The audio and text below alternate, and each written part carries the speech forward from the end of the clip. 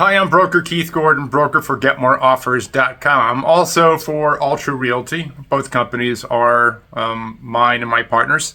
And what I'm going to be talking about today is affecting about 50% of the properties listed on the market today. They are overpriced. So if you're one of those properties that's overpriced, how do you know you're overpriced? Number one, I mean, you probably don't get a lot of showings and offers. I mean, that's obvious. You might see that, but maybe you're not convinced you're overpriced. But what do you look at to determine how overpriced you are and how to get in line with where the buyers will start making you offers, right?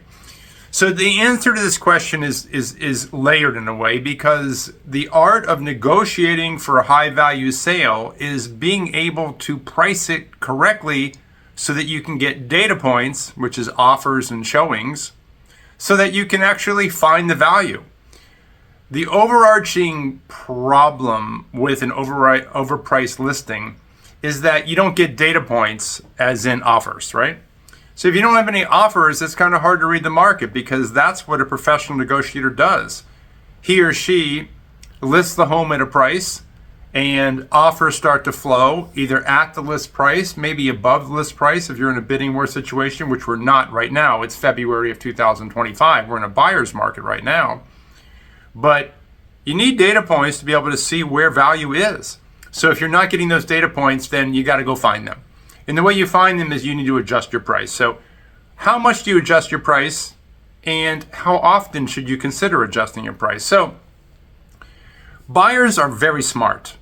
I call them perfect. And the reason why buyers are perfect is because they know what your home is worth. Now, every seller thinks their home is, of course, worth more than what buyers think they're worth. That's the dynamic we all have in every market, right?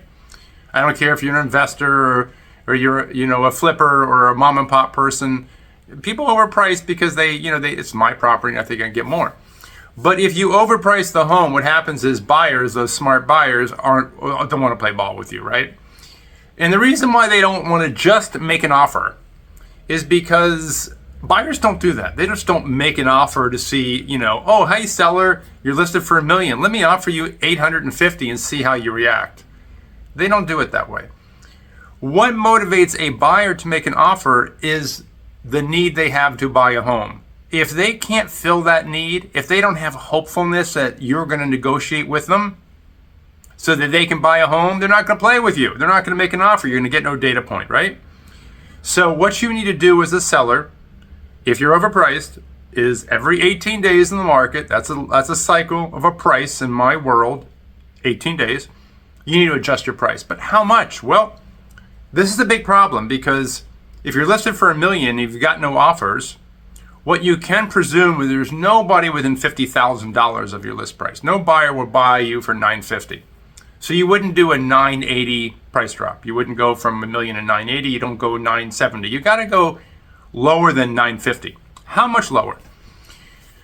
So we just don't know that answer. You just don't, I know exactly how much to drop it. We're going to drop it $82,000 because this is where the buyers are located. You don't know that because you don't have any data points. You don't know what they think about your property yet. You don't have any offers, as in 1 or 2 offers, to be able to start sizing up value. So I can tell you this. You'd probably want to drop it at least $60,000. You want to get down to maybe $938. Now you might say, well, that's kind of crazy. I'm like leaving money on the table. Well, no, because I can tell you right now, if you were worth $950, they'd be making you offers possibly at $920, $930, $940, or even at $950 and say, take it or leave it. But they're not. So they're not at $950. So they could be at $940. So where are you going to go? $938. That's kind of how you would do a effective price adjustment. If you send the wrong message to buyers, if you're listed for $1 million and you drop it to $990, you've got no data points, nothing to support that you're even worth close to $1 million, and you drop it $10,000. You're sending a message to the buyers and the buyers agents that you do not know what you're doing. And you wouldn't be a good person to negotiate against. That's the message you're sending them. So when you do a price drop, you want to send the right message to the marketplace that you are serious about selling your home. Now, if you are serious about selling your home, you need to get busy and find a buyer, because the market could get uglier in the future. Interest rates are very high. They're at 7%. The cost of ownership is really high, obviously. The cost of insurance, we all know, is absolutely through the roof. and home ownership's expensive. So you don't want to chase the market. Back in the day, we used to have markets that, trended in a particular direction. But lately, everybody thinks it's just going higher. Well, not right now. We're February of 2025, and it's actually floating a little sideways to down, right? So you want to find your buyer. That's the advice. Every 18 days, make a move. My name is Keith Gordon.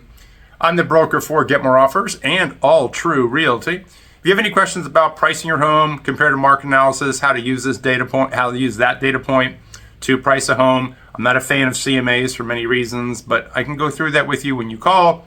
But give us a call. I'd be glad to consult with you about how to sell your home and not waste time and have those days on market just increase and increases, which is your enemy when you are selling a home. Thanks for listening. Talk to you soon.